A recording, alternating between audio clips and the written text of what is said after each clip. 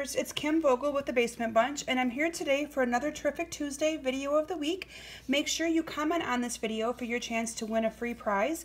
Check out my blog at kimsbasementbunch.com to see what this week's prize is. Every Tuesday I offer something for free just for commenting on my video or joining my mailing list. So make sure you check that out. I've been giving away some awesome things. So today I want to show you a neat technique that I refer to as the quilting technique.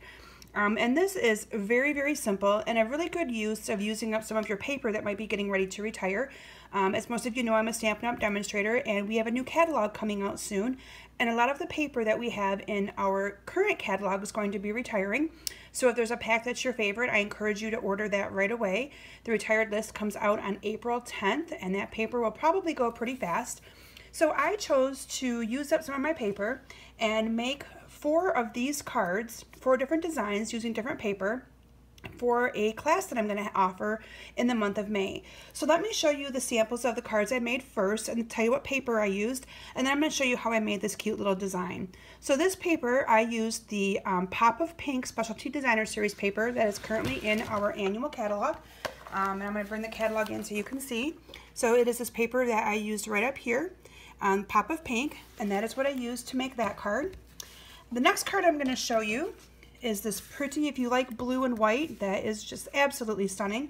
And for that card, I used the Floral Boutique Designer Series paper down here on the bottom.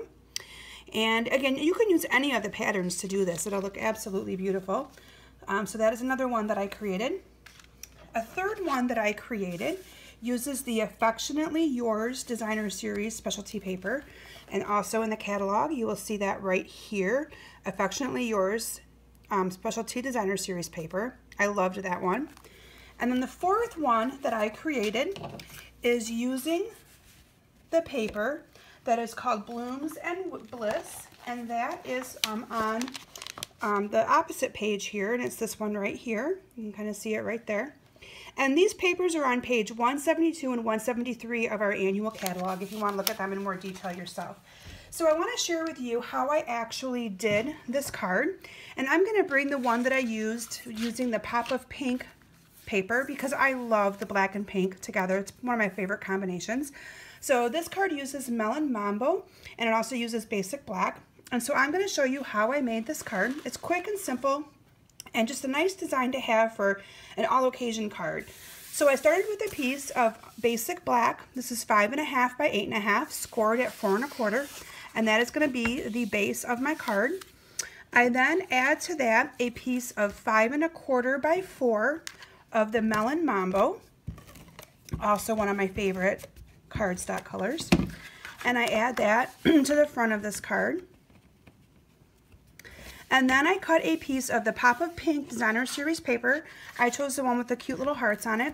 And that is cut to 5 by 3 3/4. And I'm going to go ahead and secure that on top of the card as well.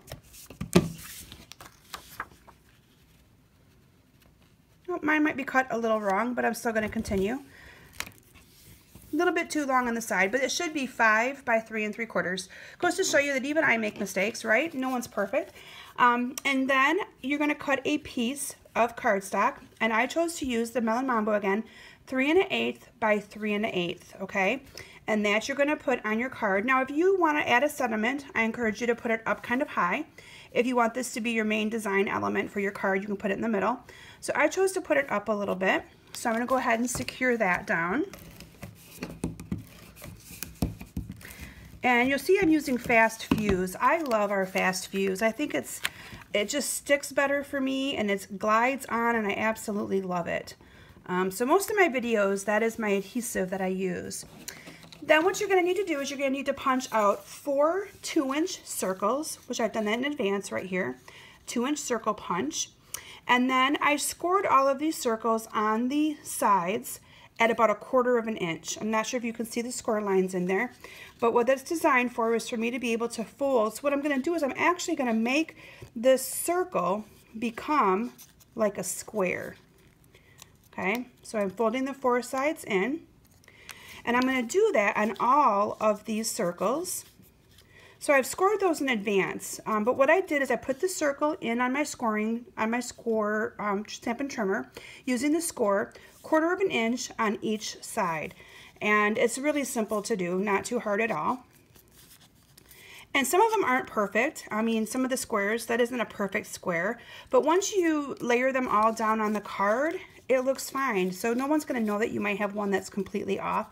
Now there was a couple that I messed up as I was trying to make these cards, but all in all, I'm like, you know, it doesn't have to be perfect. It's still going to look beautiful. So that's what I like to tell all of you as you're making cards. You know, that's what the joy of a homemade card is. You know, you are making it because you want to make it for someone special, and they're not going to care, I should say, if it's got any mistakes in it, because they're going to love it because you made it for them. So then what I'm going to do is go ahead and put these. I want a little bit of a border around. Let me bring my sample in. You can see I've got a little bit of a border around where I glued these down, and that's what I'm going to do on here. So I put some adhesive down, and I'm going to leave a little bit of a border around there. Okay, so there's the first one in place. And I find that it's easier to put the adhesive right down onto the piece that I've got glued down here and not onto the squares, because it's kind of hard to get those squares to put glue on them once you fold those edges in. So I'm going to go ahead and continue on, and I found it easier to actually layer it this way. And I left a little bit of a space in the middle, and that's going to be completely fine because I'm going to cover it up with my embellishment.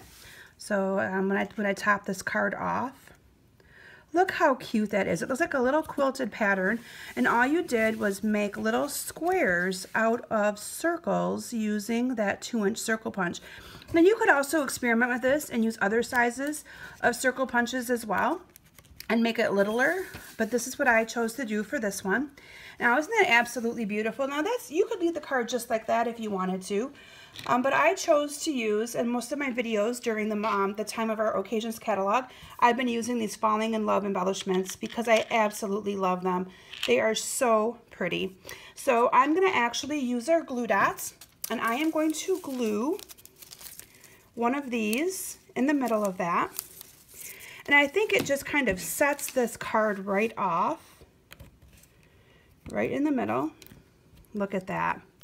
Isn't that beautiful? So that's it. That's how simple that card is. Just 4 2-inch circle punches, score those circles, and put a little embellishment in the middle. And you could have, you know, matte this with many different colors. I could have used white and brought in more of the white if I wanted to. But it's a really good use of that designer series paper that you want to use up before it retires. Or if you're just looking for something quick for a card that you want to make for someone, and you're kind of at a loss for an idea, this is a quick all-occasion idea that's a nice wow factor as well. So thanks for stopping today. Again, I encourage you to check out my website at kimsbasementbunch.com. And if you haven't joined my mailing list, I encourage you to do so. There's a link on my website to do that. Also on my Facebook page, there is a sign up button if you search for Kim Vogel's Basement Bunch Stampers. I encourage you to join my mailing list, and then you will receive all of my classes that I offer, both in face-to-face in Michigan and also online. And you'll also never miss any of my videos or any information that I send to all of my customers. So thanks again for stopping, and I hope to see you back next week. Have a great day.